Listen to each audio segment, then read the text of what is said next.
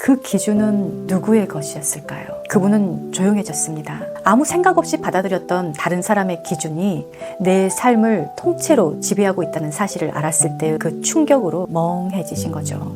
마음을 편하게 하려고 교회에 나갔는데 오히려 마음이 더 힘들어져서 한동안 교회를 못 나갔어요. 이분은 어떻게 이렇게 모르고 살 수 있었죠? 라며 말문을 잃으셨습니다. 저도 저 자신을 지키고 있으니까요. 예전엔 늘 쪼들리고 허탈했지만 지금은 줄 때 주고 받을 때 받는 관계 속에서 자연스러운 흐름을 회복하고 있었습니다. 왜 나는 늘 주기만 하고 내 통장은 비어 있는 걸까? 나는 왜 이렇게 돈이 안 모일까? 혹시 이런 생각 해본 적 있으신가요? 오늘은 그 질문에 담긴 아주 깊은 핵심을 마주한 한 내담자의 이야기입니다.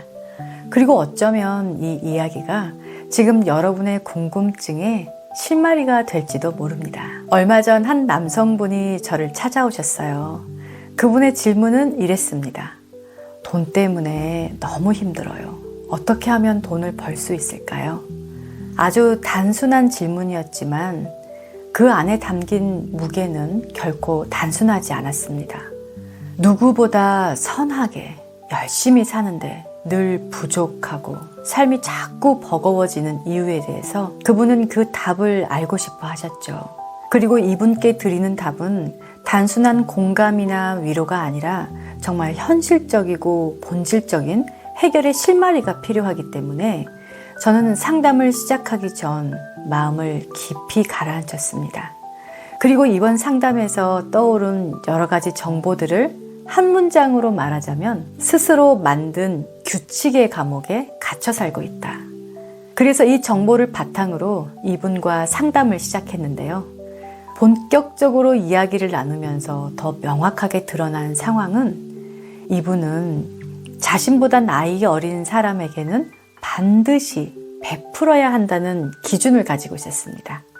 돈이 없어도 빌려서라도 후배에게 밥을 사고 회사 동료인데도 자신보다 나이가 어리면 무조건 돈은 본인이 내야 했어요.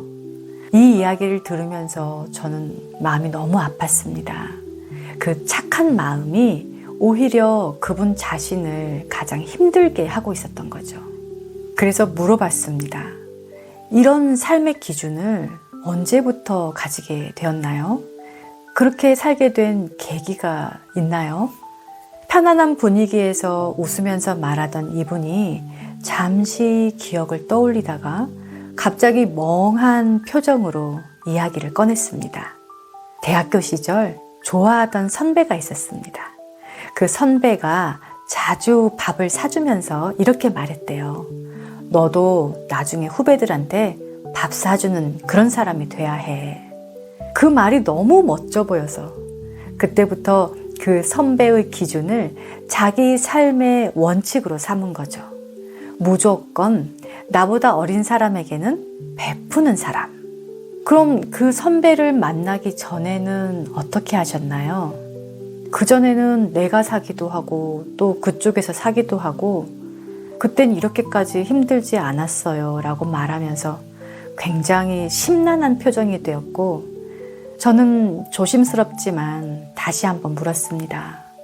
그 기준은 누구의 것이었을까요?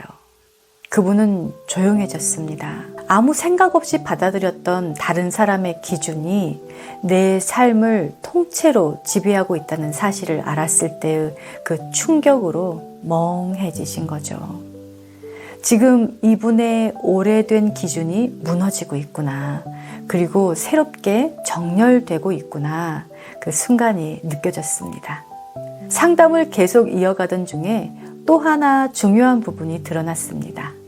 이분은 신앙생활을 하고 있었는데 교회에 가면 마음이 더 힘들어진다고 했어요. 왜냐하면 신앙인이라면 이렇게 살아야 한다라는 스스로 만든 엄격한 규칙들이 많았고 지키지 못할 때마다 죄책감이 더해졌던 겁니다. 정작 하나님은 아무것도 요구하지 않는데 본인이 만든 기준에 자신을 끊임없이 옥죄고 있었던 거죠. 그분은 이렇게 말했습니다. 마음을 편하게 하려고 교회에 나갔는데 오히려 마음이 더 힘들어져서 한동안 교회를 못 나갔어요. 상담하는 동안 이분의 내면에서 그동안 억눌렸던 감정과 막힌 에너지가 한꺼번에 흔들렸고, 이분은 어떻게 이렇게 모르고 살 수 있었죠? 라며 말문을 잃으셨습니다. 너무나 당연하다고 생각해왔던 자신의 삶의 방식이 스스로를 얼마나 힘들게 하고 있었는지 이분은 큰 충격을 받았습니다. 이처럼 우리가 평생 따라온 기준이나 규칙들이 사실은 나의 것이 아닐 수도 있습니다. 누군가의 말, 한때 멋져 보였던 누군가의 삶, 혹은 잘 살아야 한다는 의무감에서 만들어진 것일 수 있어요. 그리고 그런 기준은 우리가 삶에서 반복적으로 마주치는 막힘, 고통, 쪼들림의 원인이 되기도 합니다. 그 기준이 지금의 나를 불편하게 하고 있다면 이제는 멈춰서 스스로에게 물어봐야 해요. 나는 왜 이렇게 살아야 한다고 믿고 있었지? 이 질문 하나가 여러분의 삶을 새롭게 바라보는 시작이 될 수 있습니다. 그리고 얼마 전에 이분이 저에게 그간의 변화를 이렇게 전하셨어요. 저도 저 자신을 지키고 있으니까요. 이제는 훨씬 편안해졌습니다. 이 말에서 저는 그분의 에너지가 완전히 달라졌다는 걸 느낄 수 있었습니다. 예전엔 늘 쪼들리고 허탈했지만 지금은 줄 때 주고 받을 때 받는 관계 속에서 자연스러운 흐름을 회복하고 있었습니다.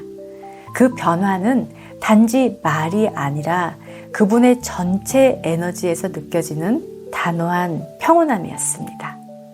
저의 상담은 정답을 알려주는 방식이 아닙니다. 대신 여러분 안에 이미 있는 해결책을 스스로 알아차리고 적용할 수 있게 도와주는 여정입니다.